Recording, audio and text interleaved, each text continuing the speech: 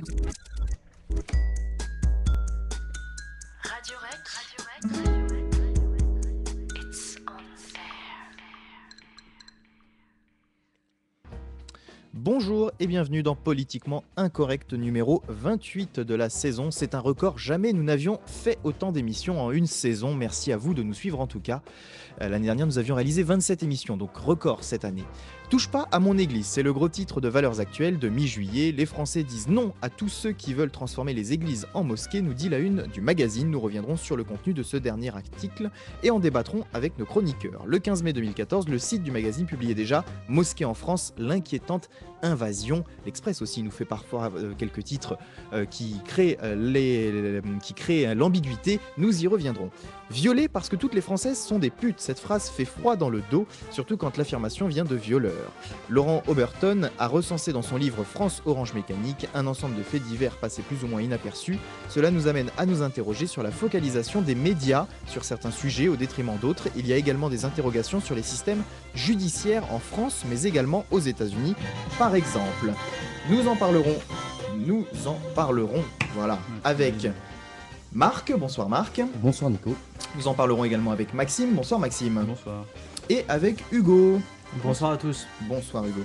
N'oubliez pas les réseaux sociaux pour participer, pour poser vos questions, réagir, contester. Facebook Politiquement Incorrect avec 2C et Twitter Incorrect avec 2C également. Politiquement Incorrect. Le jeudi sur Radio Rec. Présenté par Nicolas.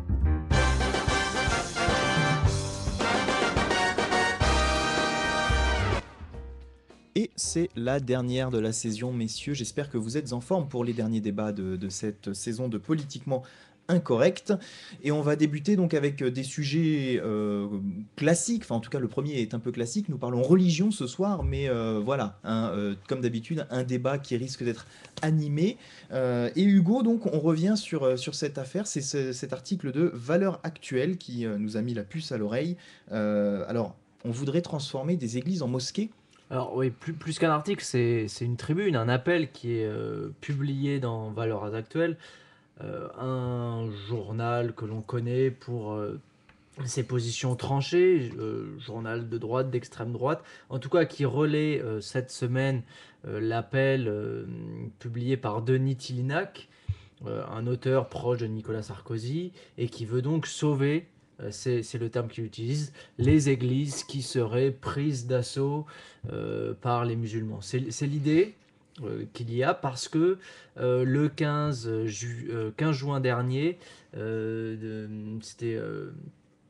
comment s'appelle-t-il, Dalil Boubaker, le président sortant du Conseil français du culte musulman, aussi recteur de la Grande Mosquée de Paris, qui proposait de faire des églises vides des mosquées. Voilà, et c'est de là que la polémique a commencé. C'est comme une étincelle sur la scène politique avec des prises de position de certains hommes politiques des Républicains, prise de position également de la part de Christine Boutin, qui représente toute cette frange catholique politisée, on va dire. Voilà, un certain nombre d'hommes politiques se sont sentis menacés, on va dire. Aussi, j'oubliais au FN, ou Gilbert Collard, comme Stéphane Ravier, si je n'écorche pas son nom, ont pris position. Donc voilà, on voit qui prend position à ces moments-là pour ce qui n'est pas pour moi, ce qui ne doit pas être pour moi, pardon, l'objet d'une polémique aussi grosse que ça et aussi vulgaire, je dirais. Alors, rappelons évidemment ce contexte. En ce moment, des amalgames peuvent aussi facilement se faire entre religion musulmane et terrorisme, ce qui se passe dans le monde entier. Et donc, du coup, effectivement, il n'est pas surprenant de voir, avec tous ces amalgames, que, à la suite d'un sondage IFOP Valeurs Actuelles, justement, pas moins de 67% des Français, donc 7 Français sur 10, répondent non à la proposition faite de Dalil Boubaker.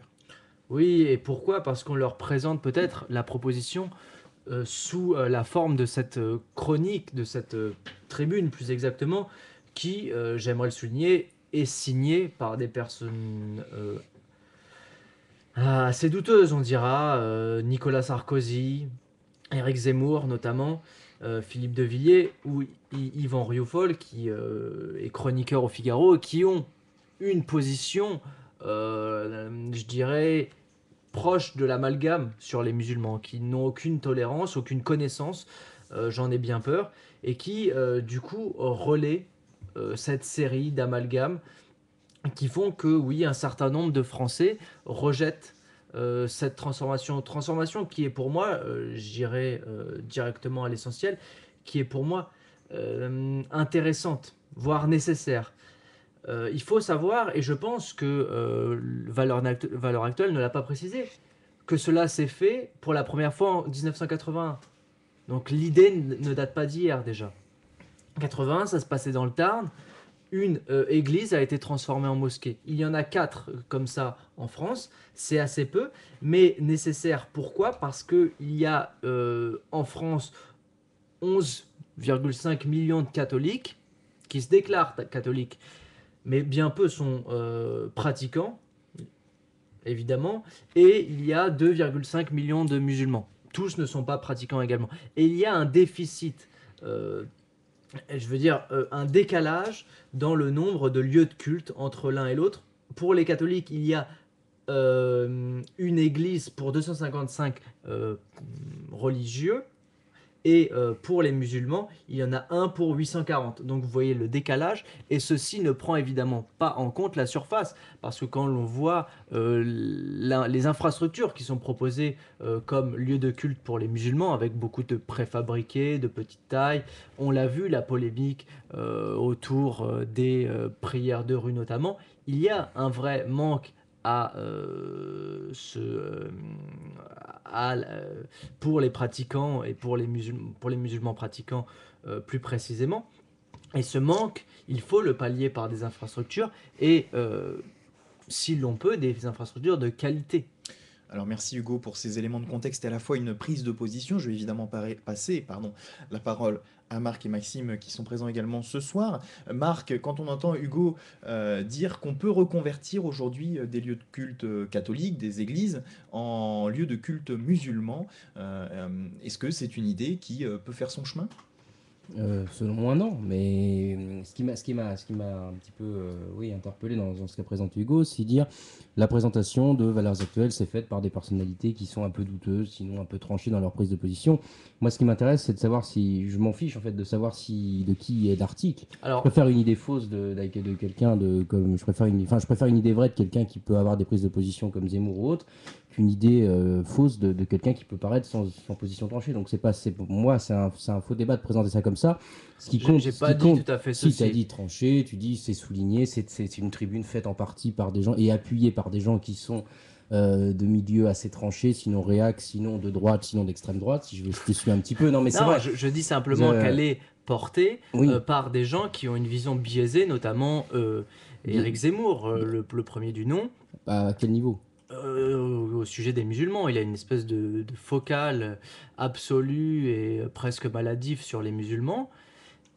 Et je dis que si l'on présente le sondage aux personnes sondées avec devant eux, je dirais sous le nez, la tribune, évidemment qu'ils vont avoir une espèce de prise au cœur parce que la tribune est faite sur ceci. Oui, c'est très sentimentaliste et c'est du coup trompeur parce que ce n'est pas du tout scientifique. Non, mais c'est pas, c'est là, des fois, tu sais, je veux dire, même dans ce qu'on présente, nous, quand on présente un débat ou quand on essaie d'avoir des prises de position politiques, l'intelligence se part. Je veux dire, c'est toujours des convictions et les gens, quand on leur demande de raisonner on ne leur demande pas de raisonner, on leur demande de prendre position. Et souvent, quand on demande sur ces choses-là, tu peux leur prouver par A plus B qu'ils ont tort. C'est toujours de la conviction, la raison s'en va quand c'est un débat politique. C'est toujours comme ça. Bon, tu disais sentiment, tu étais un petit peu aussi dans le sentimental en disant c'est souligné, c'est parce que c'est eux, donc forcément, on leur présente. Donc ils pensent mal parce que c'est eux qui le présentent. Enfin, c'est comme ça que Non, j'ai ressenti. parce qu'il Non, ne mais s'appuie sur aucune étude. Voilà pourquoi. Parce qu'il non, préfère la question, s'appuyer sur le cœur que sur la raison. non, il demande s'il y a des gens qui sont, enfin, si j'ai bien compris ton propos, il demande à des gens s'ils sont d'accord pour transformer des mosquées, des églises en mosquées. La question est simple, c'est oui ou non. On n'est pas obligé de toute façon de se pencher sur la question en disant oui, vous savez, machin, etc. Non, c'est oui ou non. Les sondages sont toujours comme ça. Dans ce cas-là, tous les sondages sont faux parce que quand on présente un truc, est-ce que vous êtes pour le racisme ou contre le racisme, tous les gens vont dire bah évidemment je suis contre le racisme. Et puis quand on va leur dire est-ce que vous trouvez que dans les banlieues c'est n'importe quoi, ils vont dire ouais, oui, c'est n'importe quoi. Et dans ce cas-là, on pourrait rejouer. Voilà, tu vois, je veux dire, tout dépend comment on le présente. Moi, en tout cas, sur ce débat, sur cette question-là, moi, je pense que je suis athée, donc c'est pas, moi, j'ai pas l'intention de taper sur une religion pour en soulever une autre, c'est pas la question. Moi, je pense que dans les espaces sacralisés comme l'ont été en leur temps, parce que bon, l'église voilà, catholique, c'est fini maintenant. On voit bien que plus personne, même tu disais Hugo qu'il y avait une église pour 250 personnes. Je veux dire, c'est aussi, il y a beaucoup de place parce que plus personne n'y va quasiment, plus personne n'est vraiment croyant ou pratiquant dans le sens où, par exemple, on va tous les dimanches à la messe ou autre. Donc moi, sur cette chose-là, je pense que sur des lieux de culte comme ça, même si je suis athée, il y a quand même un domaine du sacré qui est pas, un culte n'est pas l'autre et un culte ne vaut pas l'autre, etc. C'est pas la question, mais je pense qu'étant dans le domaine du sacré, dans une forme de religion particulière, bon, on reste dans les trois monothéismes. Je pense que c'est pas, on doit respecter ceux qui encore aujourd'hui soutiennent l'Église ou croient à l'immortalité ou toutes les pratiques défendues par l'Église. Moi, je pense que au nom de ces gens-là, il faut avoir un débat. Je dis pas qu'il faut clore le débat, mais il faut les écouter. Et si eux trouvent que ça les choque, ces chrétiens-là, même si ce sont des églises désaffectées, il faut peut-être ne pas autoriser ça. C'est tout. Alors on va écouter Maxime également pour une réaction et puis ensuite on laissera Hugo répondre à Marc et certainement à Maxime, j'imagine. Disons que par rapport à cette polémique nouvelle, donc avec tout le battage médiatique, c'est toujours les mêmes mécanismes lorsqu'on veut faire en sorte que tout le monde parle en même temps du même sujet. Je trouve que c'est une polémique de mauvais augure qui va encore dans le même sens de la division des Français entre eux, des petites gens, sur le clivage en gros français de souche contre français immigrés des anciens empires coloniaux français, sur des clivages aussi religieux. Il y a un fait incontestable, c'est que la France, qui est donc traditionnellement un pays catholique, la France fille aînée de l'Église, c'est un pays donc, qui s'est très largement déchristianisé, déspiritualisé. Et quand on remonte historiquement, quand on essaye de comprendre les causes, on s'aperçoit que ce qui a remplacé, disons, une société, un pouvoir traditionnellement catholique et spirituel, ça a été justement le système dans lequel nous vivons, c'est-à-dire ce qu'on appelle, je mettrai entre guillemets, une république démocratique, laïque, etc. Voilà. Donc c'est-à-dire que ce que je trouve toujours un peu dérangeant, c'est beaucoup de Français de souche, parce que c'est à peu près ça les catégories, beaucoup de Français de souche s'indignent, et je les comprends en même temps, de voir leurs églises, leur patrimoine, leurs racines, en fait, quelque part, être transformés par des gens qui sont arrivés, finalement, à l'échelle de l'histoire de France, une arrivée qui est très récente. Mais en même temps, le problème de ces gens-là, c'est un peu comme dans l'affaire Charlie, tout ça. C'est-à-dire que ces gens-là, à la fois, s'indignent de voir leurs églises transformées en mosquées, mais en même temps, défendent la laïcité, défendent la République, défendent la démocratie et tout ce système qui a justement mis fin à ce qu'on pourrait appeler la France de l'Ancien Régime et ce qui était une France monarchique et catholique. Donc il y a ces espèces je trouve, de contradictions. Et on a parlé un peu de certaines personnalités. Je trouve qu'à la limite, le seul cohérent dans l'histoire, c'est Éric Zemmour, même si c'est vrai que je partage le point de vue d'Hugo pour dire qu'il a un problème avec l'islam. Je me rappelle qu'il avait déclaré, je ne sais plus sur iTélé, que le Coran, chaque page, c'est un appel à la guerre contre les juifs, contre les chrétiens. On sent que c'est quelqu'un qui a très... Pour le coup, le terme islamophobe est valable dans son cas, mais à la rigueur, il est cohérent par rapport à ses idées dans cette position-là. Quelqu'un comme Nicolas Sarkozy, ou même comme... comment il s'appelle, là, l'avocat là, qui est au Front National, la Collard. Gilbert Collard. Voilà, là, c'est une exploitation de politique politicienne, puisque Nicolas Sarkozy fait partie, justement, de ces gouvernements successifs qui ont notamment favorisé l'immigration. Et quand on favorise l'immigration, forcément, on fait rentrer de l'islam en France. Donc, on ne peut pas, d'un côté... soutenir l'immigration et donc faire entrer des gens qui sont de confession musulmane pour après finalement les culpabiliser et monter les Français de souche contre ces gens-là. Ça s'appelle de la malhonnêteté. Même chose pour Collard, même s'il appartient à un parti, le Front National, qui a toujours été opposé à l'immigration, c'est un type qui appartient à la franc-maçonnerie, qui est à l'origine du système républicain, qui est à l'origine des valeurs de laïcité, etc. Donc on est là dans des contradictions. Et donc ce sont des tartuffes, quoi, clairement. Je trouve que le seul en fait qui est cohérent par rapport à ça, c'est Éric Zemmour. Mais c'est encore une fois un problème qui tire les racines du problème remontent à presque des siècles. Il faudrait remonter à la Révolution française parce que la triste France, en fait, les pauvres Français sont là voir en fait toute leur histoire est en train d'être anéantie, mais en même temps ils soutiennent les facteurs qui anéantissent leur propre histoire. Donc ils gémissent un peu, une espèce de gesticulation qui se transforme en islamophobie, avec tout, en plus le battage médiatique. On pourrait repasser toute la une des journaux, genre l'Express et tout, qui stigmatisent systématiquement l'islam, en faisant l'amalgame entre l'islam, l'islamisme, le djihadisme, etc. Donc en fait, on cultive en France, je trouve que c'est très malsain, une espèce de contexte là, de guerre civile entre des petites gens, c'est-à-dire les Français de souche finalement à qui on n'a rien demandé et à qui on a imposé une immigration de masse, donc on peut tout à fait les comprendre finalement quand on fait venir beaucoup de gens différents en très peu de temps, il peut y avoir des problèmes d'intégration, d'assimilation, c'est choses complètement naturelles. Mais en même temps, ces immigrés ne sont pas venus, je dirais, comme conquérants, il n'y a pas eu de conquête militaire, ils ne se sont pas imposés, je veux dire, on les a fait rentrer. Et c'est ce même gouvernement auquel appartient Sarkozy et ses prédécesseurs qui ont fait rentrer justement tous ces gens-là en masse. Donc malheureusement, il n'y a pas vraiment de solution, encore une fois. Voilà. Alors, peut-être pour répondre à la question qui était posée, hein, alors je rappelle le cadre, étude réalisée par l'IFOP du 25 au 29 juin dernier pour Valeurs Actuelles auprès d'un échantillon d'un peu plus de 2000 personnes représentant la population âgée de plus de 18 ans. Alors, qu'est-ce que tu aurais répondu à cette question? Vous, personnellement, seriez-vous favorable ou opposé à ce que des églises vides ou abandonnées soient transformées en mosquées? Je suis contre ce sondage et je suis contre en fait la médiatisation de masse de ce sondage. Je suis sûr que c'est quelque chose qui aurait pu se goupiller en souplesse. C'était pas ma question. Oui, mais c'est le problème, c'est-à-dire que tu m'imposes c'est-à-dire que c'est comme si voilà, Maxime, la Terre est plate, est-ce qu'elle est triangle ou est-ce qu'elle est carrée quoi. Je peux pas répondre à ta question parce que si tu m'imposes même dans ta question des affirmations quoi. Donc en fait, je suis sûr que c'est quelque chose qui aurait pu se passer en souplesse et à la rigueur. Dans un village ou un truc où t'as plus de gens qui fréquentent l'église, où la paroisse elle arrive plus à subvenir financièrement à ses besoins, à la rigueur on fait ça, on s'arrange au niveau local et ça passe, il n'y a pas besoin que les médias foutent leur nez dedans et ça déclenche pas d'émeute quoi. Tandis que là en fait il y a vraiment une espèce de volonté de mettre de l'huile sur le feu, je trouve. C'est cette espèce de surmédiatisation de ces affaires là. Après bon, en fait, ta question, il y a une question plus profonde derrière, c'est en gros, est-ce qu'on est pour que les églises soient remplacées par des mosquées? Je sais pas, parce que d'un côté, on peut se dire la France, c'est son identité, c'est une identité catholique, c'est l'histoire de France. En même temps, je veux dire, on se retrouve dans une situation où les Français, je veux dire, le catholicisme en France est quasiment mort, même s'il y a quand même des sursauts de temps à autre, on voit avec tous les manifestations, mariage pour tous et tout ça. Mais globalement, je veux dire, la population française aujourd'hui qui a la spiritualité la plus puissante, enfin je veux dire la plus présente, ce sont les musulmans de France. Et on peut comprendre aussi que ces gens-là, finalement, à qui on a donné la nationalité française, et donc qui font partie du peuple français, on peut, je veux dire, d'un point de vue démocratique, si ces gens-là sont aussi importants au niveau démographique, je veux dire, ils sont présents en nombre, donc on peut comprendre que leurs revendications soient écoutées, et voilà, donc, je veux dire, on est dans des situations qui sont complètement, qui sont très délicates, quoi, à traiter. Alors, je vais redonner la parole à Hugo, peut-être signaler les fameux chiffres dont on parlait. Sur l'ensemble des Français, 67%, nous le disions, se sont déclarés opposés, hein, si ce sondage a une quelconque valeur représentative, évidemment.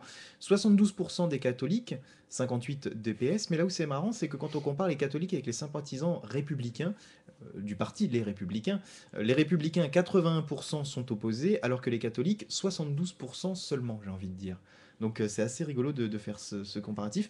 Et c'est assez aussi marrant de regarder sympathisants FN 83% comparé aux Républicains, finalement 80%. On a une tendance qui se rapproche sur ces deux types de sympathisants, Hugo. Oui, tout à fait. Alors, si je peux maintenant répondre essentiellement à Marc, j'aimerais lui dire qu'on ne prend pas les églises de force. Hein. Ça va être une réflexion. Maxime parlait de mettre de l'huile sur le feu, d'hyper-médiatisation. En fait, c'est un problème général, un problème national. Et une solution a été donnée par David Boubacar. Donc, il disait président sortant du Conseil français du culte musulman, il propose ceci, et ensuite il y a cette réponse de Valeurs Actuelles et surtout de Denis Tillinac. Voilà, c'est pour ça qu'il y a cet effet boule de neige, mais il y a un problème déjà que l'on essaye de solutionner et que Monsieur Boubacar auquel M. Boubacar apporte sa solution. Bon, enfin, son Si je peux me esquisse. permettre juste de répondre là, à ce truc-là, enfin en tout cas un élément de réponse, c'est que je suis prêt à parier que c'est pas la phrase de Daïd Boubacar, que c'est simplement celui à qui on l'a fait dire parce que c'était... Ah non, il l'a fait à la radio. Oui, non, mais je ne nie pas que c'est lui, c'est sorti de sa bouche. Mais si tu veux, je me rappelle très bien de Boubacar lorsque, au sujet de Dieudonné, on lui avait fait répéter que la quenelle c'était un salut nazi inversé. Et il avait d'ailleurs mal répété, il avait dit, parce qu'on avait dit oui, que c'était la LICRA, c'était Jakubowicz qui avait déclaré que la quenelle c'était un salut nazi inversé et que c'était un bras d'honneur fait aux victimes de la Shoah, etc. Enfin bon, un truc un peu délirant. Et Daïd Boubacar l'avait répété, sauf qu'il s'était trompé. Il avait dit c'est un bras d'honneur inversé, enfin il avait fait une espèce de mélange. Enfin, je crois que... Bon, d'ailleurs, je côtoie certains musulmans, justement, mais cette personne-là ne représente absolument pas, si tu veux, je pense, la communauté musulmane française. Ça fait partie de ces élites, enfin, je veux dire, de ces représentants qui ne représentent que même, un peu comme l'imam de Drancy, là, Chalgoumi. C'est un peu ce genre de... Je pense que ces gens-là sont des pantins, clairement, à qui on fait dire des choses, et je pense que ça n'est pas sa phrase, c'est-à-dire que c'est pas de son initiative. Je pense que c'est un texte qu'on lui a fait, un peu comme parfois on écrit des textes à nos dirigeants, aux politiques, etc. C'est pas leur phrase, il y a des gens qui sont derrière, je pense. Bon, quoi qu'il en soit, que ce soit sa phrase ou pas sa phrase, je trouve l'idée intéressante. Il en est que, comme je commençais à le dire à Marc, on ne prend pas les églises de force. Ça va être une décision qui peut, localement, comme tu l'esquissais Maxime, peut être prise parce que ça dépend de beaucoup de choses. Ça dépend du fait de la localisation déjà de l'église. Beaucoup d'églises abandonnées sont en zone rurale, bah forcément il n'y a pas beaucoup de musulmans, il y a beaucoup de gens qui sont plutôt réac, donc là concrètement, faut pas dire ça. Concrètement, ouais, ils sont pas qu'ils sont réac, c'est juste on que va pas pouvoir transformer ces églises-là et ça ne servirait à rien. Il y a des problèmes architecturaux. Si ce sont des églises déjà trop anciennes, trop marquées par une certaine architecture, on va pas pouvoir les transformer. Il y a voilà, le contexte c'est des local aussi. C'est des gens qui sont attachés à leur terre, concept qui est complètement perdu, surtout dans le milieu des villes, qui est minoritaire en France et dans l'histoire de France. La France était toujours majoritairement rurale. Et c'est très révélateur que justement on parle de ces gens-là comme étant réac. C'est pas des gens réac, c'est des gens en fait qui d'une certaine manière ont gardé, ont perpétué la tradition française. C'est des gens qui sont attachés à leur terre, chose qu'on comprend pas aujourd'hui. Tu les appelles comme tu veux, on va pas déplacer le débat. C'est juste sur le terme réac que laisse-moi juste un peu, voilà. Laisse-moi juste terminer sur l'acceptation locale. Je disais ça peut être dans des terres rurales, mais pas seulement. On l'a vu à Vierzon notamment, où il y a eu un refus et la mairie a dû jouer de sa capacité de préemption sur les terres pour empêcher cette reconversion. Mais la reconversion des églises, ça se fait assez largement. C'est pas seulement pour des mosquées. Il y a un gros problème d'argent. On a moins de croyants. Les deniers donations. Voilà, moins de donations. Tout ce qui est denier, ça disparaît. En Angleterre, ils reconvertissent les églises en restaurants. Voilà. Et dans le monde, en restaurant, en casino, en hôtel, en tout ce que vous voulez. En Angleterre, ça se fait pour des fondations sociales, tout ce qui est charity, etc. Alors c'est peut-être un peu plus violent, je dirais, de le transformer en mosquée, et encore, je dirais pourquoi pas, quand l'église n'a plus aucun sens sur certains territoires où il n'y a plus les religieux pour l'occuper. À quoi ça sert sinon à faire du patrimoine? Autant les vendre et les transformer. On l'a vu, je regardais un article qui disait que dans le diocèse de Bordeaux notamment, l'église avait mis 2 églises à vendre sur le Bon Coin, voilà, parce que pas d'argent pour rénover et on transforme les églises en logements. Ouais, mais je viens juste réagir là-dessus rapidement. Du coup, ça me permet de répondre à ta question. Mais je vais juste poser une question à mes interlocuteurs. Est-ce que c'est plus violent quand ça se transforme en mosquée que quand ça se transforme en hôtel ou en maison ou peu importe? Et au détour de votre réponse, j'aimerais tout simplement, au détour de votre réponse, j'aimerais tout simplement vous entendre sur le fait de vendre aujourd'hui du patrimoine. Je pense que Maxime va y toucher. Non, mais d'écouter moi Maxime, personnellement, ensuite, moi personnellement, bon, je préfère qu'une église devienne mosquée, qu'elle devienne restaurant, ou qu'elle devienne je ne sais quel autre logement social ou chose comme ça. Euh, En fait, voilà, du coup, ça me permet aussi peut-être de rebondir sur ta question de tout à l'heure, où du coup, tu me reprochais de ne pas avoir répondu. Euh, à la rigueur, je veux dire, si les églises doivent devenir des mosquées, moi, par exemple, je pense que ça serait important qu'en France, on assiste à une forme de respiritualisation. Parce que l'ennemi, je veux dire, en face de nous, la grosse menace, elle est plutôt d'ordre libéral, d'ordre matérialiste. Et le meilleur rempart, je pense, à cette menace-là, c'est justement l'espèce de sursaut spirituel. Si ça doit être incarné par des musulmans, je veux dire, dès lors qu'ils sont français et qu'ils sont patriotes français, moi, ça me pose pas de problème. C'est-à-dire, si les catholiques, parce qu'effectivement, il y a une place vacante, les catholiques n'ont qu'à s'en prendre qu'à eux-mêmes, quelque part, je veux dire, d'avoir laissé cette place-là à des gens qui sont bien plus croyants et qui sont bien plus pratiquants, surtout, parce qu'il y a beaucoup de gens qui se réclament du catholicisme, mais leur catholicisme, il se limite simplement à une espèce de collier qu'ils portent, de croix qu'ils portent, mais c'est tout, quoi. Donc, si ce sursaut spirituel doit être porté par des musulmans français, mais patriotes français, je préfère largement ça que de voir, comme j'ai vu en Angleterre, parce que j'ai vécu en Angleterre, des églises transformées en restaurants chinois, par exemple. J'avais été déjà à l'époque assez choqué par ce genre de truc. Voilà, donc transformation. Parce qu'on on change la fonction du lieu, c'est ça? Oui, voilà, c'est-à-dire que c'est un milieu spirituel. Faut comprendre que dans les églises, il y a des proportions, je veux dire, il y a une dimension, il y a un symbolisme architectural, il y a, il y a des proportions parfaites, je veux dire, ce sont des constructions qui ne s'inscrivaient pas du tout comme, enfin, dans le même cadre que, que les constructions actuelles, c'est-à-dire que les gens qui ont commencé à construire une église, ils savaient que de leur vivant, ils n'allaient pas voir la fin de la construction, si tu veux. C'était des considérations, c'est pas comme aujourd'hui, le temps c'est de l'argent, faut que ce soit fonctionnel, c'est pas des considérations voilà, utilitaristes. Il y a vraiment une dimension spirituelle avec le dôme, la voûte qui représente le ciel, la basse carrée qui représente la terre. Enfin, je veux dire, il y a tout un tas de symbolisme architectural qui peut pousser très très loin. Et donc, ça a une valeur. Quand tu c'est transformé en restaurant chinois où tu as de la bouffe qui est dégueulasse dedans, machin, où les gens brassent du fric. Enfin, bon, pour quelqu'un qui est croyant, c'est profondément choquant. Bah, Et, et d'un point de vue civilisationnel, je pense que c'est quand même le signe d'un déclin. Bon. Je comprends ce que tu dis, mais à la fois d'un autre côté, par exemple, un catholique qui aujourd'hui donc est croyant et souhaite bien voir son patrimoine rester enfin, quelque chose où il puisse aller, peut-être que ce sera plus facile pour lui d'aller dans un restaurant que dans une mosquée.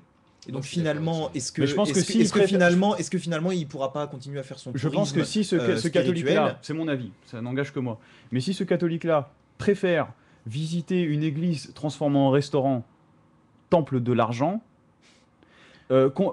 contrairement à un temple qui reste spirituel avec des valeurs communes entre le catholicisme et l'islam, en réalité c'est une fausse opposition, il y a beaucoup de valeurs communes.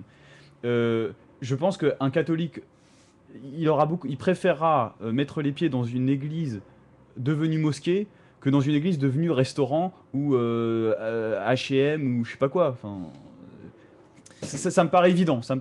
On va écouter la réponse de Marc également sur ces questions depuis qu'on... Non, moi je suis pas d'accord avec Maxime. Moi je pense que c'est le contraire.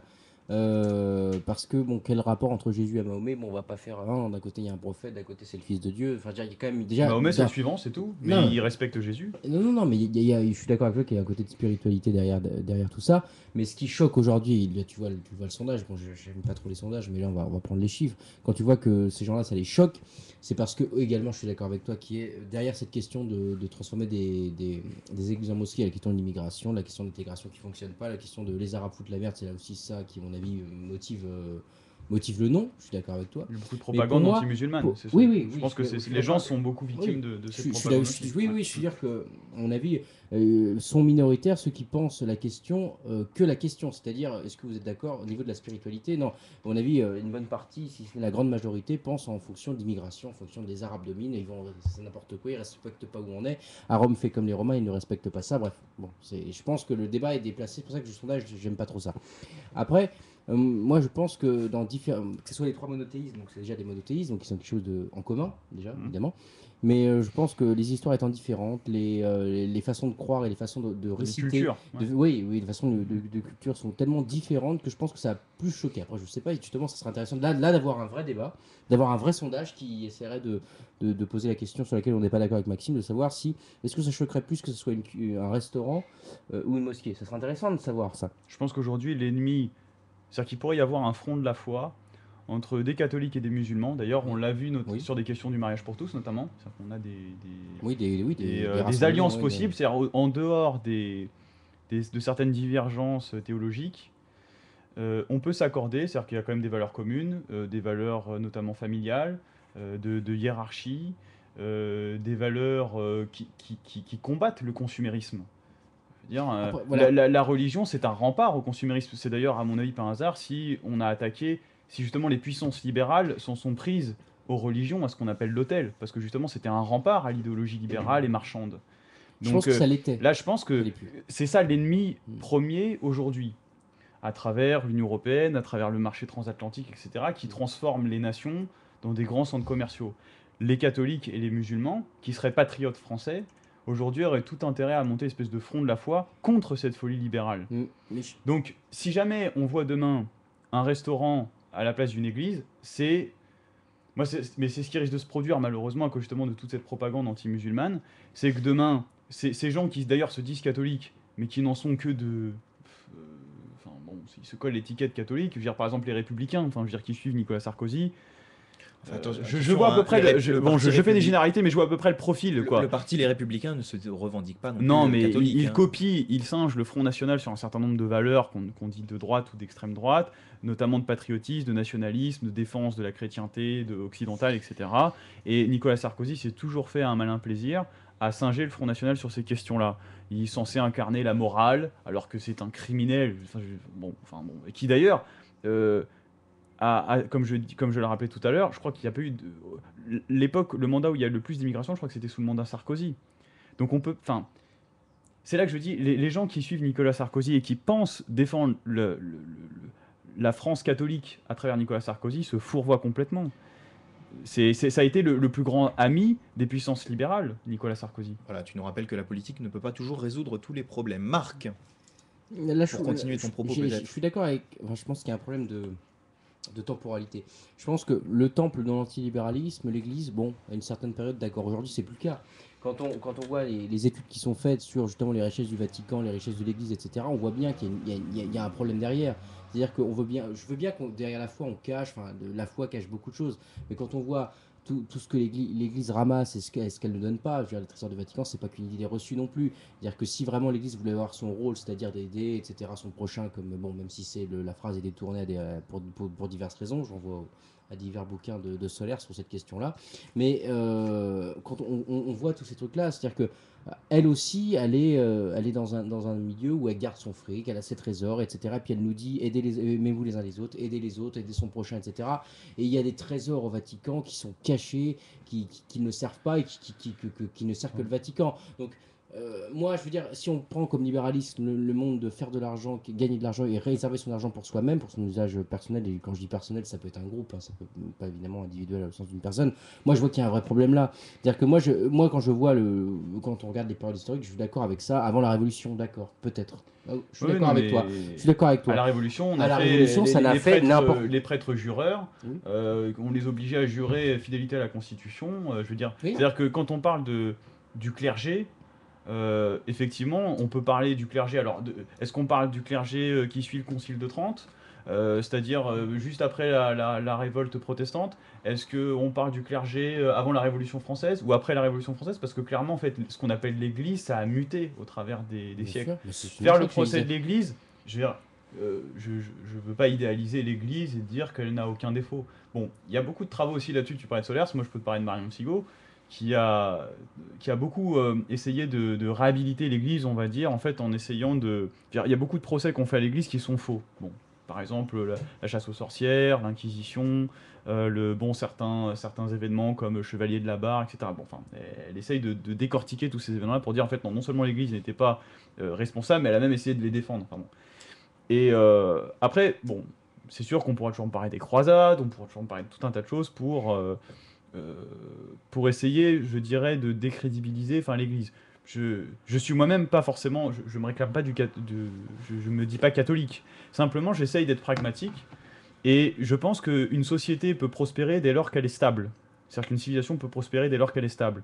Le chasseur-cueilleur, je veux dire, le homo sapiens sapiens, quand il arrive, une fois qu'il a fini de lutter pour sa survie, et que sa survie est assurée, il peut commencer à s'intéresser, il va commencer à dessiner, il va commencer à faire... ça s'appelle la culture, si tu veux, la civilisation. Je pense que donc la stabilité est positive pour l'homme. Et ce que j'observe à travers l'histoire de France, c'est que la société française est restée stable sur beaucoup de siècles, notamment grâce à l'Église catholique. Et on pourrait faire le même constat par rapport à certaines civilisations, les civilisations arabes ou civilisations perses, notamment avec l'islam. Ce que je remarque, c'est un constat historique, c'est que la religion comme pilier d'une civilisation, ça résiste à l'épreuve du temps. Combien de siècles la France est restée catholique. Donc moi-même, je suis issu de la France des Lumières, j'ai été éduqué à l'éducation nationale où on m'a appris qu'il fallait être athée et laïque, mais force est de constater, ça force mon respect, quand on voit certains artistes qui essayent de durer dans le temps et qui font un boom, et puis que 2 ans après on parle plus d'eux, quelque part l'Église catholique c'est balèze comme truc, ça a duré des siècles, ça a resté à l'épreuve du temps. Ça a duré des Et siècles. ça a permis à des sociétés de prospérer.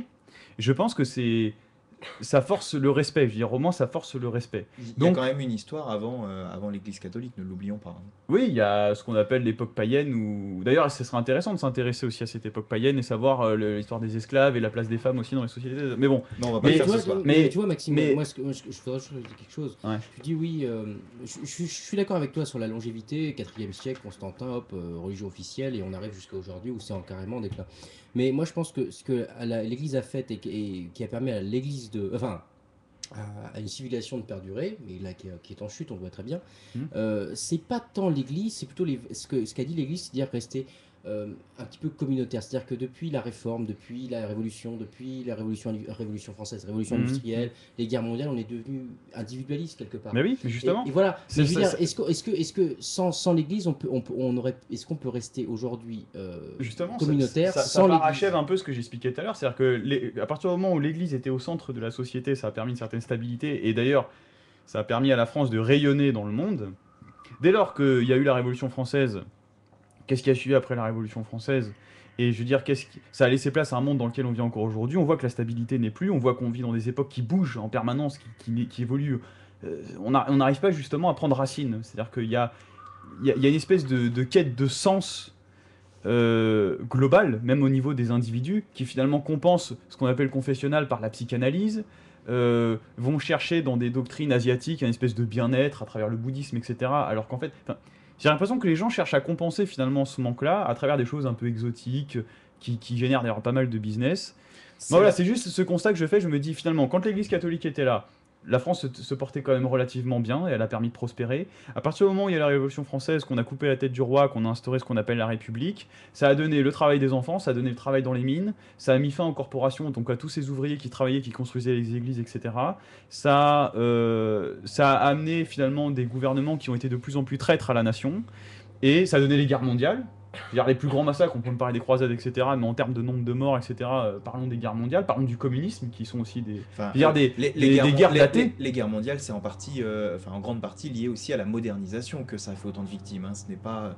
Oui, c'est tu vas pas- me dire au progrès technologique, etc., de l'armement, mais je veux dire, en tout cas, les plus Parce que grands des- massacres de l'humanité ont eu lieu dans des ères républicaines athées, d'une certaine manière. Oui, mais là, tu Bon. fais un conflit, comme dit Nicolas, un peu. Comment dirais-je je perds le mot, mais tu confonds. Anachronique, Voilà, je pense que anachronique. c'est ça. Voilà, je perdais le mot anachronique. Tu confonds toutes les époques, et tu mélanges tout et tu. En en disant fait- qu'avant c'était bien et maintenant c'est. Non, c'est plus bien, quoi. Bon, non, c'est juste pas- pour, c'est juste pas ça pour que je veux finir, dire. Maxime, Ouais, deux ouais. secondes. En fait, tu découpes tout ça en disant voilà, avant c'était l'ère théologique, on va dire, maintenant c'est l'ère plus républicain, et il n'y a rien d'autre, il n'y a aucun autre facteur qui pourrait être, voilà, par exemple la mondialisation, le progrès technique et technologique, voilà, d'autres évolutions qui Qui ont été jouent utilisés. parce que Qui sont séparés, mais qui ont été la utilisés. technologie notamment joue bien sûr en faveur de ce qu'on a appelé à tort la révolution industrielle, mais joue également pour la santé et joue pour l'éducation aujourd'hui, notamment avec Internet, etc. Non, Joue oui. pour beaucoup de choses. Oui, oui. Il y a la nuance, on pourrait dire qu'Internet, par exemple, c'est sûr que c'est une richesse de notre époque, ça n'existait pas avant, c'est sûr. Je veux dire, j'essayais d'établir des tendances lourdes et générales. Donc c'est sûr qu'on peut me prendre à défaut sur des détails si tu veux.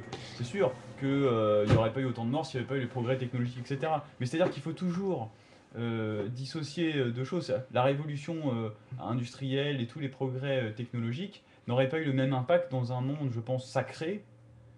Parce que... Ah, il faut que je parle dans le micro. Je pense que dans un monde sacré... tout ce progrès technologique qui donne, par exemple aujourd'hui, l'iPhone, l'iPad, et qui finalement ce progrès technologique qui est à la fois au service plutôt de la guerre et plutôt de la consommation, je pense qu'il n'aurait pas eu le même impact et les mêmes débouchés dans une société avec une place pour le sacré. Voilà. Je vais laisser répondre Hugo qui demande la parole en lui posant la même question, puisqu'on va être obligé de faire très rapidement, mais en lui posant quand même cette question, puisqu'on a vu ça dans l'actualité récemment. C'est le responsable de la publication de Charlie qui annonce qu'il ne souhaite plus que Mahomet soit caricaturé. Voilà, pour clore le débat, je te laisse répondre à Maxime et nous dire deux mots là-dessus avec ton avis. Non, mais juste pour répondre à Maxime rapidement sur la religion et le progrès, de citer l'exemple de Copernic, je crois que c'était Galilée, pardon, qui, je confonds nous, mais voilà, ces grands penseurs, inventeurs, révolutionnaires, on va dire. Il y a beaucoup des informations sur cette histoire-là.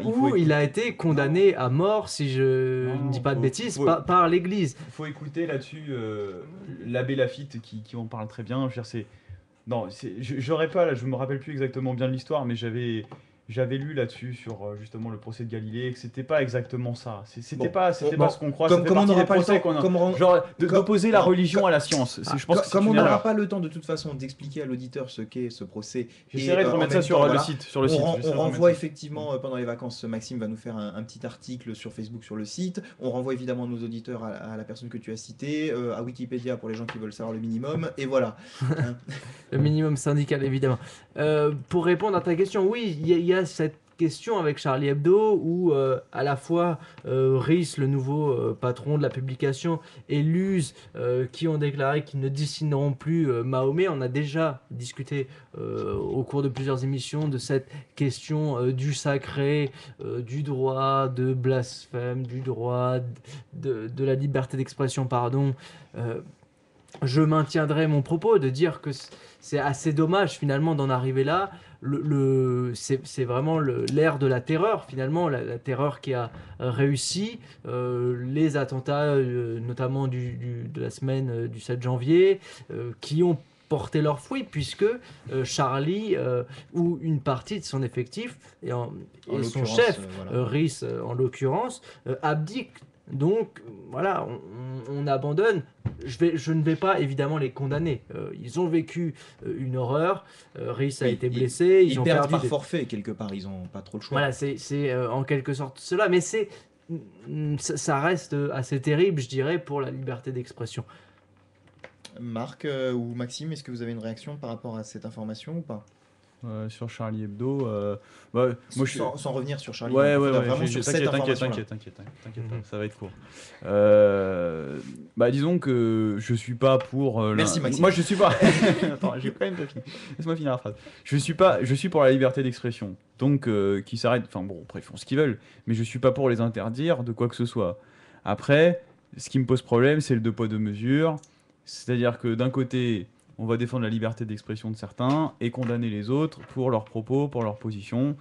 Je pense notamment à des gens comme Dieudonné qui sont exactement dans le même cas, simplement c'est pas exactement les mêmes qui caricaturent ou qui critiquent, mais ça reste de la satire et ça reste de l'humour et ça reste de la caricature. Donc moi c'est ça qui me dérange dans l'affaire Charlie, c'est le deux poids deux mesures, la défense de la liberté d'expression pour les uns, d'ailleurs défendue avec poigne et avec force, et puis en même temps avec cette même force et cette même poigne veut vouloir condamner d'autres personnes. Bon, c'est une espèce de schizophrénie qui me dérange un peu. Moi. Merci messieurs pour ce premier débat sur...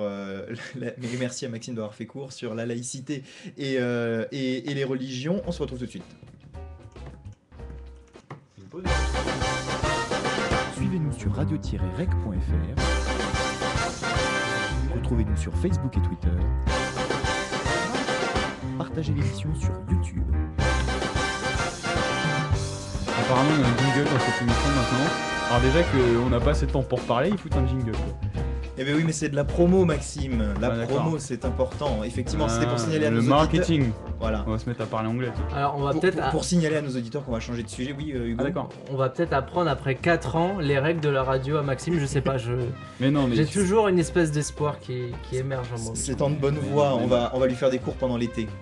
pour vous enfermer c'est pour vous empêcher de vous enfermer dans des schémas un peu trop universitaires là, de plans, grand 1, grand 2, grand 3. Merci beaucoup. Certes, mais Merci beaucoup Maxime en tout cas de vouloir nous libérer de cette pression Eh oui. universitaire. c'est très critique. Nous allons parler maintenant d'autre chose, peut-être un sujet pas moins lourd que le précédent, hein, voire plus lourd encore. Effectivement, c'est cette histoire de viol qui s'est produite à Évry. Ouais. Alors on avait un article d'Atlantico sur lequel je crois nous sommes inspirés de manière commune, Hugo, pour préparer l'émission.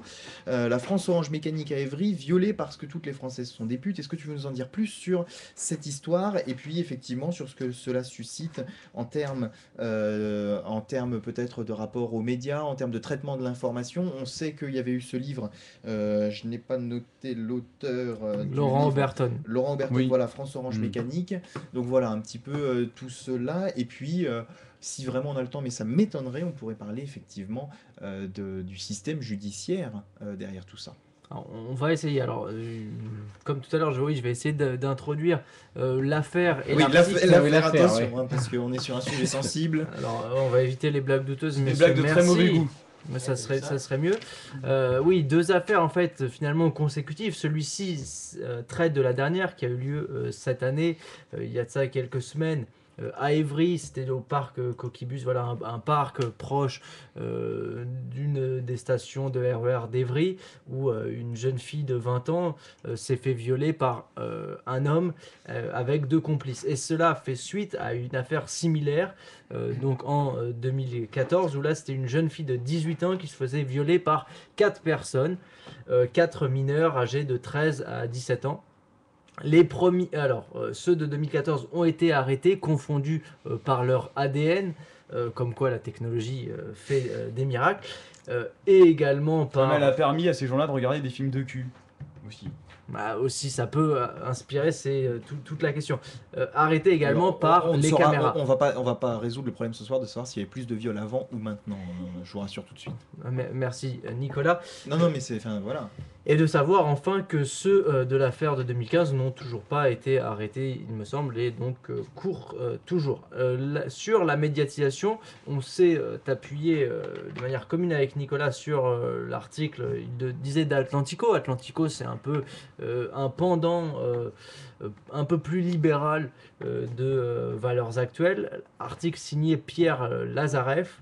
La France Orange Mécanique qui s'appuie donc qui reprend plus exactement le nom de l'ouvrage de Laurent Oberton, ouvrage Orange que j'ai retrouvé récemment sur une station de métro du 6e arrondissement. Je trouvais ça assez marrant. Les pubs qui sont toujours affichées alors que l'article l'ouvrage est sorti il y a de ça 1 an et demi ou 2 ans. Donc c'est ça, pour faire une petite étude sociologique sur le quartier, ça peut être assez intéressant. Quoi qu'il en soit, un ouvrage qui en fait relayait un certain nombre de faits divers ayant eu lieu en France, avec cette idée derrière la tête: il y a une haine de la France, il n'y a pas de justice en France, que fait la justice, que fait la République, etc. etc. Et cela relaye en fait une espèce de mouvance que l'on voit émerger, que j'ai retrouvé et que l'on peut retrouver assez aisément sur un site qui s'appelle La Gauche m'a tué également, avec cette idée, la réforme du système judiciaire de Taubira, c'est tous les délinquants qui vont sortir de prison, cette idée-là. Donc La Gauche m'a tué, que je conseille, pour moi c'est très très marrant. J'ai trouvé ça très marrant parce que c'est tellement premier degré que ça devient ridicule. La Gauche m'a tué, évidemment, qui reprend le jeu de mots devenu courant depuis l'affaire Omar m'a tué, évidemment.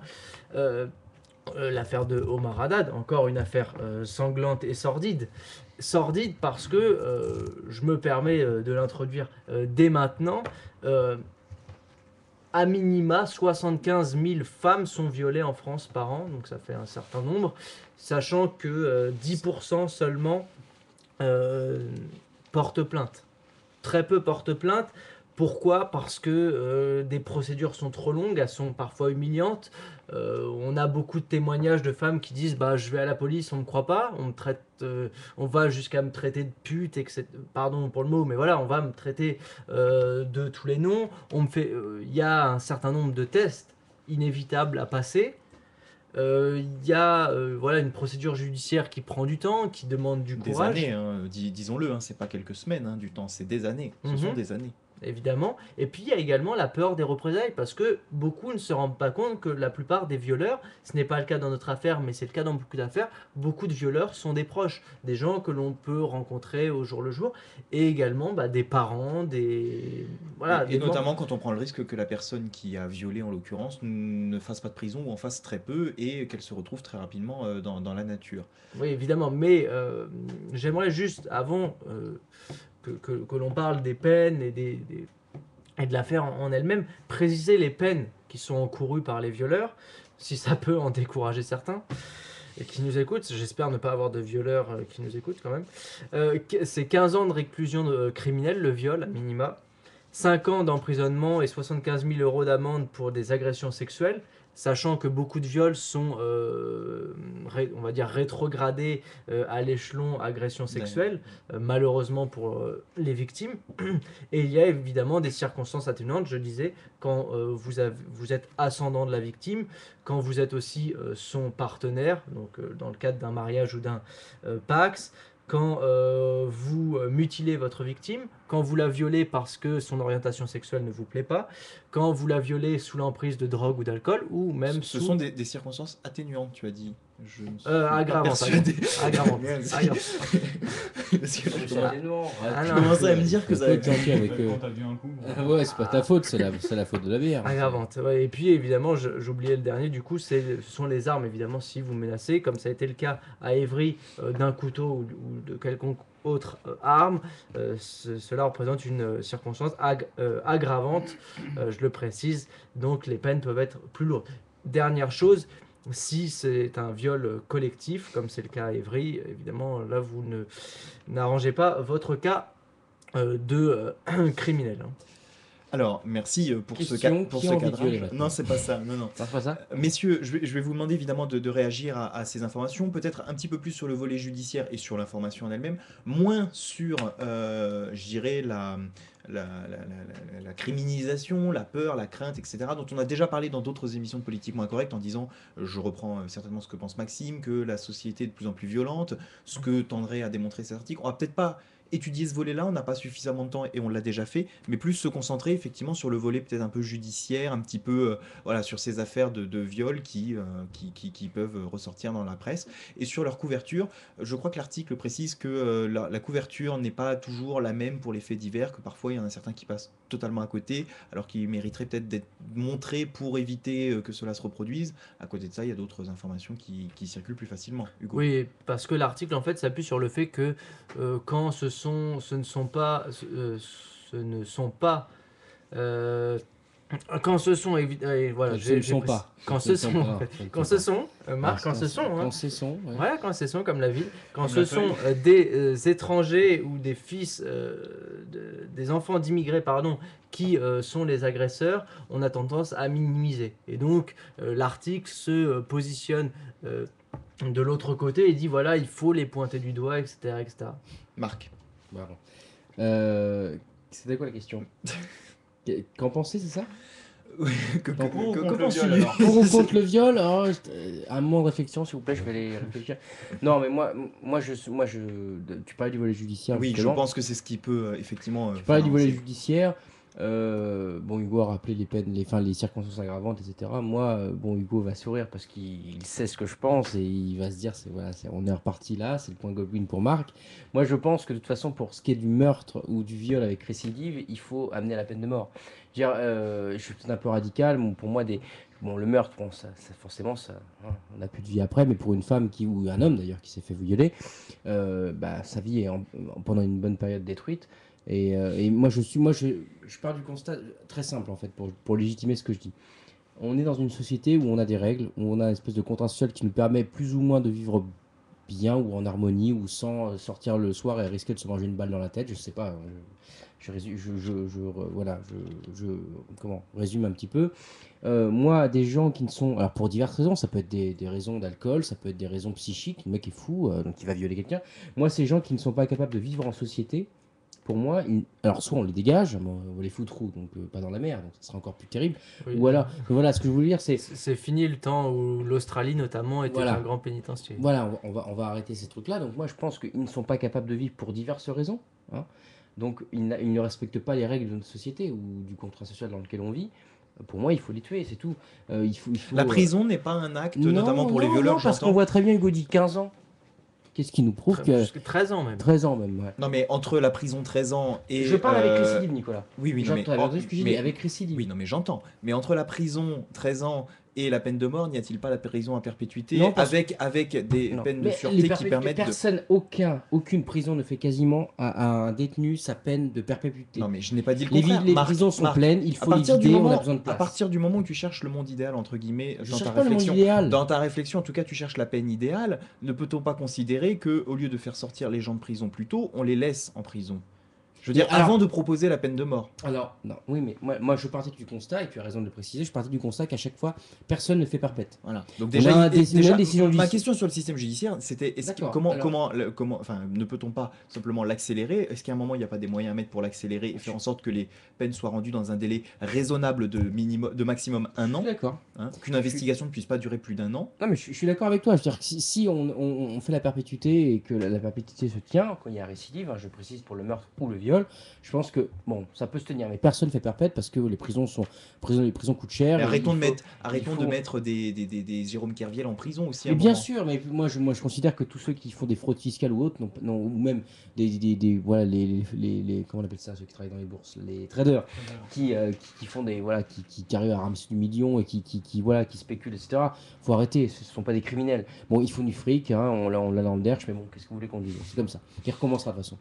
Moi, ce que je veux dire, je suis d'accord avec toi sur cette question-là, mais d'un côté, je me dis ma part, de raison, entre guillemets, parce que je me dis, est-ce que j'ai envie de payer l'assistance à ces enfoirés? Est-ce que j'ai envie de soutenir? Est-ce que j'ai envie de donner? Je ne sais pas combien coûte un détenu par mois à l'État, je ne sais pas, ou aux institutions pénitentiaires, je ne sais pas. Mais est-ce que j'ai envie, par exemple, que la population française paye, même si c'est peut-être 50 centimes, mais multiplié par le nombre d'individus, ça fait plus. Est-ce qu'on a envie de payer à ces gens-là le fait de quoi vivre, de quoi se laver? Et moi, personnellement, je n'ai pas vraiment envie de ça. Mais je préférais bien évidemment peut-être par échelon et par étape qu'on fasse la perpète au départ, et puis si on voit qu'on libère comme la perpétuité, il faut rétablir la peine de mort. Ces gens-là ne sont pas capables de vivre en société. Alors moi je m'en fous du système où on va dire oui ils ont un problème psychique, il faut les mettre en hôtel psychiatrique. Non, ils ne sont pas capables de vivre en société. Est-ce qu'on fait quelque chose? Alors on les exile, on j'en ai rien à foutre, hein, je vais le dire tout de suite. Moi pour moi le viol c'est peut-être même au-dessus du meurtre. Parce que tu es quelqu'un, je sais que Nico, ce que tu vas me dire, je préfère être violé plutôt que de mourir. Non, Tu m'avais déjà j'allais dit pas le l'année dire, mais c'est dernière. vrai qu'on l'avait déjà dit dans Tu une autre m'avais émission. déjà dit de cette phrase l'année dernière, tu m'avais bien dit ça, ce qui nous avait fait beaucoup rire à l'époque. Et, Rire, je pas ris tant, encore. mais- Et je ris C'est pas encore. vraiment très drôle. Non, mais je ris encore parce qu'il l'avait dit sur le Non, mais ton de l'humour. non, c'était pas sur le ton de l'humour. Tu C'était. m'avais dit, je préfère me faire. Mais ce n'était pas de l'humour, c'est la stricte réalité. Tu Enfin, préfères te faire violer plutôt que de homme mourir. que je suis, je préfère me faire violer que mourir parce qu'une fois que je suis mort, je sais, voilà, je peux plus rien faire. Non, Alors mais il y a qu'en plus de étant souffrance, la violent, mort, en tu as une règle générale, souffrance, bon. mais qui peut passer malgré tout. Il y a des gens qui se remettent d'un viol, c'est dur à dire, mais oui, ça se peut. Ouais, Et donc, moi, j'ai du mal à- effectivement, après, rien n'empêche c'est moche ce que je veux dire, et pour le coup, voilà, mais rien n'empêche celui qui a été violé de mettre fin à ses jours si vraiment la souffrance est abominable. Enfin, dans le sens où, oui, il vaut mieux se faire violer que de mourir de toute façon. Enfin, je pense que. Alors, oui. allez, Nicolas, je ne te le souhaite De pas. mon point de vue, Je de ne te mon le point de souhaite- vue. je ne te le souhaite pas. Bah non, mais moi non Mais plus. fais-toi violer. Et après, tu reviendras parler sur ce plateau. Non, mais je rigole, c'est une boutade, mais c'est pas drôle du tout ce que je viens de dire. Mais Non, il mais faut- voilà, il bon, faut aussi on- se mettre dans la place. On avait pourtant prévenu, pas de blague. Non, mais c'est pas une blague, mais j'ai du mal à parce que bon, et Hugo le sait, j'ai rencontré deux personnes qui se sont fait violer, deux femmes qui se sont fait violer. Je sais dans quel état elles sont. Je sais comment, je sais le détail. Malheureusement, c'était des viols en réunion et je sais comment ça s'est passé. On est presque à la limite de l'indigestion intellectuelle tellement ça fait mal à entendre. Je sais comment elles sont après. Je sais que c'est très violent et que ça choque parce que se faire violer quand on est homme ou femme, c'est bon, je sais pas si c'est la même chose, en tout cas dans les deux cas c'est terrible. Et je dis que ces gens-là qui ne sont pas capables, alors mais je m'en fous qu'ils aient bu ou quoi, c'est-à-dire qu'on boive et qu'on se fout sur la gueule entre deux mecs parce qu'on y a une baston, puis voilà, bon, tant pis pour eux, le mec qui se trouve avec des cicatrices, j'en ai rien à foutre. Mais attaquer l'intimité d'autrui, entre guillemets, c'est quand même ça. Pour moi, ça me choque et je pense que ces gens-là ne sont pas capables de vivre en société. Et moi, je ne veux pas une société où on se dise, on sort à 2 h du matin à côté de chez nous, parce que là, Croissy-Beaubourg, je crois que pas loin de Croissy-Beaubourg, il y a eu ça. Noisy-le-Grand. Et Noisy-le-Grand, il n'y a pas très longtemps non plus. Pour des personnes que je connais, je me dis, à 2 h du matin, on ne peut pas sortir pour une femme toute seule sans se dire, je risque de me faire violer. Et de finir, pour l'exemple que je connais, dans une benne à ordures, pas très loin, toute nue, et que les flics nous ramènent toute nue parce qu'il ne faut pas enlever les traces ADN, et qu'il faut rester toute nue, et que les flics vous demandent si est-ce que c'est vrai que vous avez été violée, madame, et vous êtes sûre, vous savez que c'est pas bien de mentir, les questions qu'on pose quand même à ces femmes qui ont été violées, si vous voulez. Donc moi, ça me choque, et le problème, c'est que ces gens-là, on n'arrive pas à les retrouver. Donc il faudrait vraiment une vraie réforme judiciaire, et même peut-être jusqu'à la peine de mort pour ces gens-là. Et c'est pas le sentiment qui parle, c'est vraiment la raison. Je pense qu'ils ne sont pas capables de vivre en société, et qu'il faut donc les supprimer ou les supprimer de notre terre, entre guillemets. On va évidemment donner la parole à Maxime sur ce sujet-là, puis Hugo pour conclure, parce que l'heure de la fin de cette émission approche réellement. Mais du coup, c'est quoi vraiment le sujet? C'est la peine de mort ou c'est... Non, Parce que absolument si pas. c'est- Non, si non, non. c'est, Le sujet, il s'agissait bien, et Hugo c'est quoi la question? Hugo Je te soutiendrai, quoi qu'il en soit. Je t'appuierai. En gros, qu'est-ce qu'il faut... Non, mais voilà, nous parlions Qu'est-ce qu'il faut répondre? Non, mais nous parlions de cette affaire de viol Oui. à Évry au regard des médias et du système actuel qui fait que il y a un certain temps avant que les décisions judiciaires soient prises. C'est un peu chaotique en ce moment, voilà, et on se sent pas forcément soutenu lorsqu'on est violé, ce que disait Marc à l'instant. Donc voilà, réagir par rapport à ça. Du coup, désolé en fait, mais je repense à autre chose. Parce que quand tu présentais l'affaire là tout au départ, il était question, je crois aussi, il y avait une phrase là, c'est-à-dire qu'on a mis autant en avant le viol en lui-même que la phrase, le prétexte pour lequel soi-disant elle aurait été violée, qui était les Français sont tous des putes. C'était pas ça? Ah, C'est ça. c'est Voilà, le titre de donc, l'article. Oui. parce que du coup, c'est clairement, à mon avis, à relier avec le sujet qu'on abordait tout à l'heure, quoi. Bon, alors je peux pas, au niveau de la présentation, te foutre dans la... Tu vois, Non, mais mais c'est-à-dire, j'ai l'impression que c'est clairement à relier avec le sujet précédent, où, tu vois, c'est-à-dire le viol en lui-même, cette phrase-là, elle est mise presque plus en avant, quoi. C'est toujours intéressant d'analyser médiatiquement comment les choses sont présentées. Et je crois que, enfin bon, en tout cas c'est mon impression d'un regard un peu extérieur, parce que pour moi ça reste, bon, c'est un fait divers, c'est un fait divers, c'est bon, enfin personne n'est pour le viol, etc. Dois-je encore rappeler ce genre d'évidence? Mais c'est un fait divers, si tu veux, et donc ce qui est intéressant à analyser dans cette affaire, c'est plutôt l'utilisation médiatique de la chose. Et ce qui me frappe moi, c'est cette phrase qu'on met en avant de oui, en gros, je l'ai violée parce que toutes les Françaises sont des putes. Ça alimente encore cette espèce de climat dont je parlais tout à l'heure, un peu français de souche contre français d'origine immigrée, les Françaises, c'est un peu cette... encore une fois, tu vois, on pourrait reparler de Zemmour, on pourrait reparler de tous ces... De tous ces intellectuels, on va dire, qui étaient à l'époque du côté des SOS Racisme à défendre les immigrés, qui aujourd'hui défendent plutôt le français de souche en parlant du racisme anti-blanc. Moi, j'articulerais plutôt la chose comme ça. Alors bon, après, d'un point de vue juridique, d'un point de vue, faut que ceux qui violent soient punis. Et puis voilà. Après, il y a des problèmes dans les prisons. Il n'y a pas assez de place. Et est-ce qu'il faut les punir plus sévèrement? Alors la peine de mort, bon, c'est un sujet. Je préfère même pas rentrer là-dedans parce que c'est un truc. Enfin, moi, j'ai beaucoup de mal à me positionner là-dessus et il faudrait faire une émission là-dessus. Bon, voilà. Mais moi, ce qui me frappe, voilà, j'ai pas grand-chose à dire sur cette affaire, sinon que ce qui me frappe, c'est cette phrase-là. Voilà. Hugo, pour conclure sur ce sujet. Oui, déjà de dire à Maxime que c'est en partie pour ça qu'on a évoqué Ah ce bon, sujet. alors j'étais pas hors sujet. Non, pas du mais, tout. mais il n'y a pas de raison, ne te sens pas stigmatisé. Comment je suis hors sujet? Non, les articles sur lesquels on s'appuie et que Nicolas a mis en avant ont été utilisés pour ça également. Pour conclure, oui, j'en appellerai à plus de formation dans la police, on le disait, et Marc le soulignait avec ses anecdotes. Il y a un déficit de formation, notamment psychologique, je dirais, de la part des policiers qui ne savent plus vraiment comment faire. Et je pense, je ne sais pas ce que mes collègues en pensent, que le fait qu'il y ait peut-être peu de femmes dans la police peut jouer. dans cet aspect-là, dans le sens où il y a un côté parfois chez les policiers, notamment masculins, un côté robuste, dur à cuire. Non, mais sans rigoler, on a des amis gendarmes ou policiers qui jouent presque dans la caricature d'eux-mêmes, et ça devient un peu triste. Dernière chose, j'en appelle et je souligne les évolutions technologiques, une nouvelle fois avec l'ADN, et j'aimerais évoquer une histoire qui a eu lieu en Afghanistan où c'était un père qui violait sa fille et régulièrement. Il l'a violée pendant 10 ans. Donc là, on voit l'espèce de malade qui sommeille en ce père qui viole sa fille pendant 10 ans.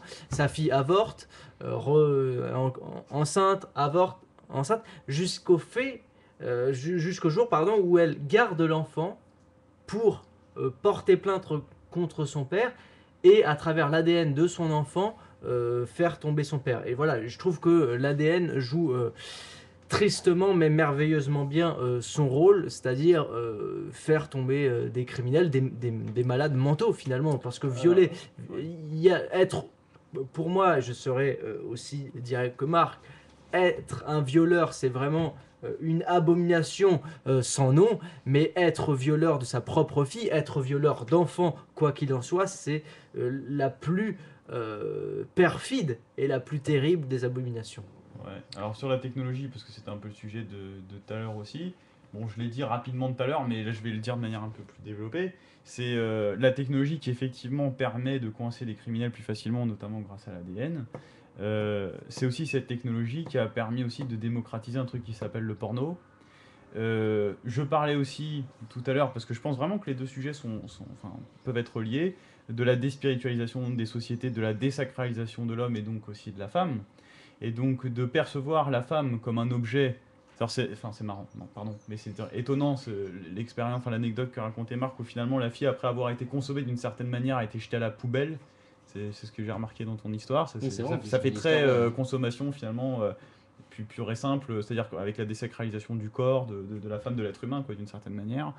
Et donc, je pense que c'est sûr que la technologie finalement permet d'une certaine manière de coincer plus facilement des criminels, mais est-ce qu'elle ne leur permet pas aussi de passer à l'acte, de déclencher quelque chose au niveau psychologique chez ces gens-là, de leur retirer certains freins qui auraient pu être moraux, parce que justement le principe du matérialisme, c'est que ça retire toute forme de morale. Est-ce que ça n'a pas permis à ces gens-là de passer plus facilement à l'acte? Est-ce que ça favorise pas plus la criminalité? Est-ce que ce serait pas un sujet de savoir, est-ce que c'est normal que l'accès au porno soit rendu aussi simple? C'est un sujet aussi qu'on pourra aborder. Est-ce que justement toute la consommation de ces images audiovisuelles, est-ce qu'elles ne sont pas aussi responsables de ces comportements-là? Et puis bon, sur ces exemples extrêmes, je vais me faire un peu l'avocat du diable, mais bon, on sait généralement que quelqu'un qui viole statistiquement a généralement été violé lui-même, lui aussi, donc c'est-à-dire est-ce que aussi ce bourreau n'est pas bourreau victime? Est-ce que bon, c'est pour ça sur le débat un peu de la peine de mort ou de la punition de ces gens-là, savoir distinguer leur culpabilité et en même temps c'est un peu comme quand tu as un meurtre, quel est le ressort du psychologique? Est-ce que c'est un malade? Est-ce qu'il est malade? Ou est-ce qu'il est vraiment criminel, tu vois? Et c'est tout ce truc-là qui est très ambigu. C'est pour ça que moi, la peine de mort, c'est un sujet j'ai beaucoup de mal à me positionner là-dessus. Ce sera le mot de la fin, car cette émission touche à sa fin, effectivement. Merci à vous, messieurs. C'est la fin de cette émission. Merci à vous de l'avoir suivi. Fin de saison oblige. On va remercier les participants de cette 4e saison. Merci à Hugo, Marc et Maxime, les piliers de cette émission. Merci encore à vous d'avoir été là ce soir. Merci. Merci aussi à Raphaël qui nous a fait le plaisir d'être encore plus présent cette année et qui est un membre important de la rédaction de cette émission et qui nous aide à tout organiser. Enfin, merci à nos participants éphémères. Je pense à Walid encore cette année, à Christian qui reviendra peut-être en tant qu'envoyé spécial en Afrique puisqu'il est retourné en Afrique, Max de Cinebdo qui est venu également cette année, Nicolas qui avait fait une apparition. Merci au fan club d'Hugo. D'ailleurs, ce soir, nous avons Louise. Merci à ce fan club qui nous a soutenu tout au long de la saison dans le studio. Dans l'émission, quoi. Et Louise qui a participé également à une émission. Mais voilà. Ah bon?